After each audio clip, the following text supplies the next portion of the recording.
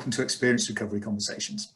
This round of conversations has really started to address some really interesting opportunities to come back better as a result of what we've learned through COVID. And today I'm really pleased to be joined by Craig.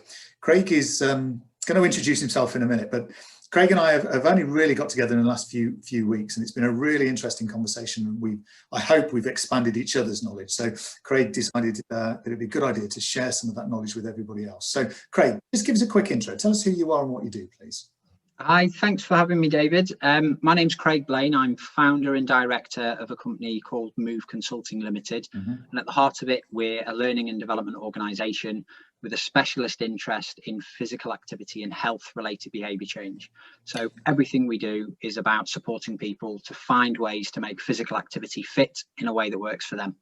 We support organisations and suppliers to shape effectively their offer in a way that helps us engage the target audience that we seek to. Okay, brilliant. Thank you. Now, I've had a fair few conversations recently with people, and they've been referring to something called the Combi Model, which I found absolutely fascinating. So could you just give us your insight and give us an explanation of what the Combi Model is, please? So Combi is a behaviour change model. It's the one that we subscribe to also at Move Consulting. And the great thing about it is it's a framework that you can hang a number of different things off. COMB are the letters that make up Combi, and each represents a different element of that behaviour change or considerations to make. So the first would be capability. We need to consider the capability of an individual or a scenario for them to become physically active, if that's our aim. O is opportunity. So that needs to exist, so we need to consider the different elements that create those. And then we have motivation. And the model suggests that somebody's capability and the opportunities that they have will drive motivation or connect with motivation, which brings you to the B, so the behaviour to happen. So it's three things that we need to be thinking about in order to see these behaviours coming about. Okay. And I guess the interesting bit of that, and I don't like working on negatives, but most of that what that'll help us do is identify the barriers and therefore the things that we need to address in order to help somebody make those behaviour changes. Is that right? To a degree, what the Combi model does and the process that Mitchie's work and the team that worked on the theory that sits behind that model looked at is it helps you identify some of the design characteristics of an intervention. Right. So the great thing about it is if you follow the process for Combi, you'll end up coming out with an understanding of the what to do rather than only the barriers. And what I really like is, and you'll see this coming through in a number of different pieces at the moment, is it's about identifying enablers for said behaviour to be seen in this context, rather than focusing on the negative, as you say. Well, that's good. That's because I much rather focus on the positives, which is good. Yeah. Craig, you've made what people would call an incredibly brave step, but I guess it's the right moment for you. You started a business 6 months ago in the middle of COVID. So what does that business do? What are you doing, and who are your customers at the moment? Thanks for saying that it's a brave step. It certainly feels like it was the right step to make on the basis of the response that we've had and the partners that we're getting to work with. It's really an eclectic mix of people that have come to us or organisations that have connected. One example of a great piece that's come about very recently is we're working with the Chartered Society for Physiotherapy. So as an example there, what we're doing is supporting the CSP to understand how to bring about behaviour change for physiotherapy staff in relation to strength guidance. Because what we know is when it comes to physical activity, strength is part of what we deem as the forgotten guidelines. Everybody does focus very quickly and easily on the cardiovascular element, how many steps, how many minutes. So from a program design perspective, being one element of our business, we're supporting them to understand what a program could look like, what that intervention could look like, using Combi that we mentioned before as a process. In addition to that, we're potentially developing or curating a series of tools to support, again, physios to bring that about. So that's a second element of what we do as a learning and development organisation. And wrapped up in everything that we do is an element of review and evaluation to help us understand what worked, because that's really important. There's lots of theory floating about, but at the end of the day, whatever we do, We want to make sure we know why it worked and what could be done again to either improve or repeat to get the same outcome.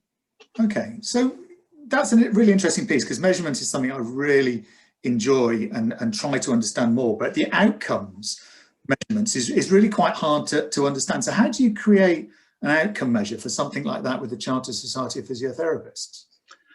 To a degree, it continues to be a hard thing to do, and the reason that it's a hard thing to do is because there's two things. There's A, the measurement element of it, but B, there's also the change of the mindset of the people looking at the measure.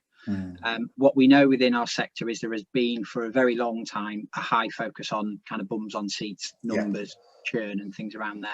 So it's helping and reframing the impact from going from qualitative only to appreciating the value of qualitative data, and rather than 100 people through a program, if you can reach 2 of the right people, for want of a better phrase, what is the impact of that? And what we know works really well and really resonates with people is the story that sits behind some of these things. So that's the focus and the target, but it does still remain to be a challenging piece to do, the measurement of. Absolutely. I'm really pleased you mentioned story, because I think story is so important. And on that, I'll tell mine. Lockdown, I found my dumbbells, 25 years old, and I've been doing a weight circuit in the garage ever since, effectively. My back pains disappeared, my shoulder pains disappeared, my neck pains disappeared. I'm standing at my desk constantly. I'm not driving my car, so I admit there is something else that isn't happening. But actually the story is there. It's made a difference. It's given me something to do. It's got me up in the morning. And I think, weight bearing exercise, I'm 55 now, I'm getting old, is really important to my lifestyle. And the story is the important bit, isn't it? It's fascinating. And the story is the bit that brings it all for us full circle. So if we think about the Combi model that we mentioned before, the first question that we ask, which is fundamental to anything, is to the provider that we're working with, we ask, what is success, or what is the change that you seek to see or happen?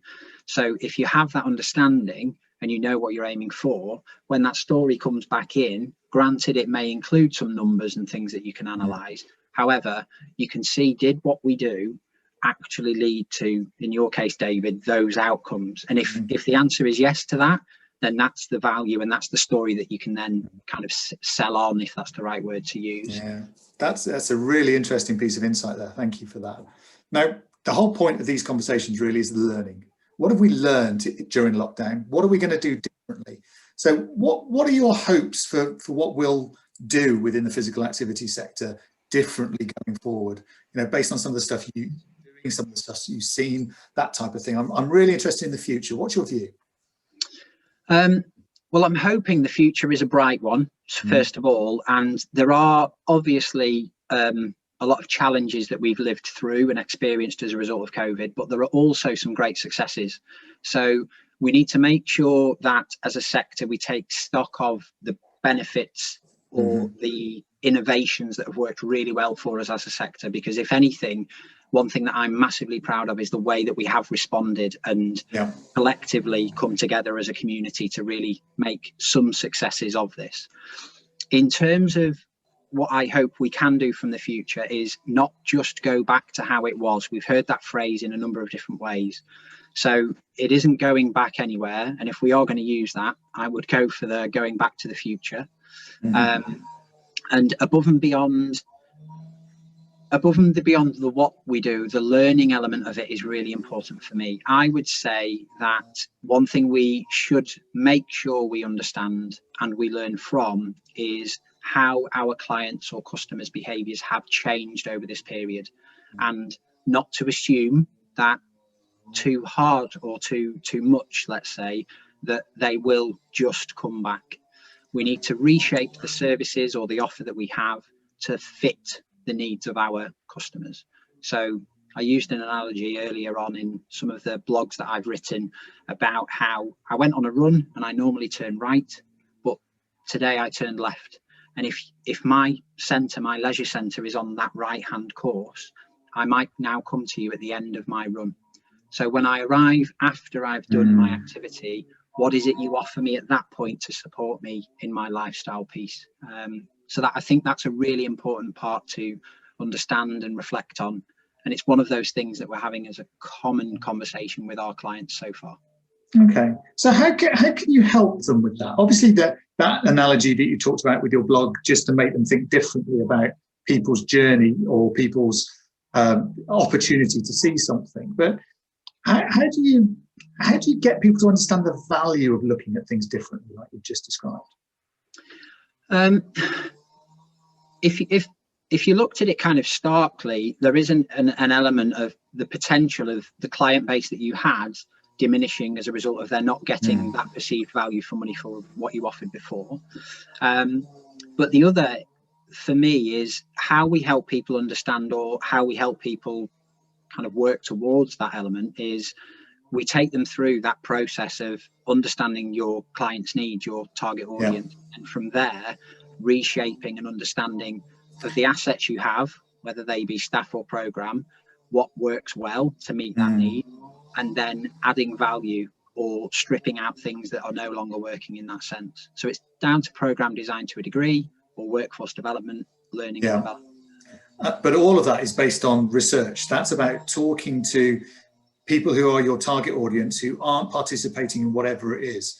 How do you access those target populations? How do you get their feedback and their insight and their intelligence? A number of different ways, really. But if we were to keep it simple, one thing that we would kind of state as a piece is not to put too much pressure on the concept of research. So it doesn't always need to be a huge scale piece and a really complex survey that you complete. It could be as simple as sitting down and having a coffee with a few of your clients when we're allowed to, and really listening to what it is that they're telling you, what those challenges they're facing, or what things would unlock the opportunity for them to do that. We used stories earlier on as an analogy, and when it comes to research, one thing that makes us smile when we do some of our projects is that idea of evidence. And if there is a lack of evidence or no evidence, that's not a bad thing. That just means nobody's asked that question before. So the evidence is there is no evidence. Let's create some. So I think there is a piece to settle, let's say, people down on the basis of what we mean when we say gathering insight or gathering research. The insight is what the research tells us, rather than it being a thing in its own right. So no, absolutely, it's really interesting. I've just done a piece of work with a district council, and we were talking about a park space and an open space, and I managed to get a sort of a focus group, effectively, with a group of young mums who were part of a Facebook group. So I managed to get 12 of them to talk to me for an hour over Zoom, and it was just brilliant. It was so that the information they were prepared to share, their desires, their wants, the goals for their kids, the way the park could integrate with art and heritage and physical activity, was just fascinating. And it was such a lovely way of gathering some data that became insight that will now lead, hopefully, some intelligence to change things. So is that the type of stuff that you're talking about here, in just getting to those community groups, the third sector groups, those groups that are already formed, that are out there? Absolutely. And often it's kind of back to that analogy we were talking earlier on about the quantitative versus qualitative. So having a large scale survey, it has its benefits and really does give you a great deal of insight and information. However, those smaller in-depth conversations are equally as important. Similarly, we have a LinkedIn group which is engaging and active people, and that's a cross-sector, if you will, group that just invites people to come and share their ideas and their challenges so that we can find solutions. And to an individual level, one thing that really does resonate with us, and we try to bring into all of our work, is an appreciation that the individual we're trying to reach is an expert in themselves. So as an example, the work we're doing with the CSP, the Chartered Society, has a lens of engaging people with long-term conditions. And they are an expert in how their life works and how it operates for them in living with a long-term condition. So listening to that and understanding where the opportunities are, bringing that combi kind of loop background, really allows you to engage and provide the service or support they need. So No, that's brilliant, Craig. And thank you so much for your time and for all of that quality of insight that you've given us around thinking differently. We'll have you tagged into all of the social media that we put out, so people can find you, follow you, have a conversation if they wish. But they can also find you in Health Club Management this month, can't they, as well? Because you've done a really good article in there this month. Yes, we produced an article that's gone out, I think it was yesterday, so what would that be, on the 4th of March, and we're just exploring some of the considerations for the leisure and fitness kind of sector to make sure that when it comes to the return of our clients and customers, that we're considering both the diversity of our membership in that return, and also that, as I alluded to with the analogy earlier on, that we're shaping our offer to support them to make that return journey as smooth as it can be for them. Brilliant. Okay, well, on that note, we're going to say thank you very much, Craig. Thank you for your time. And I'm sure if people do get in contact, you'll be more than happy to share with them. So, Craig, thank you for your time. We'll see you soon. Take care. Bye-bye. Thanks, Dave.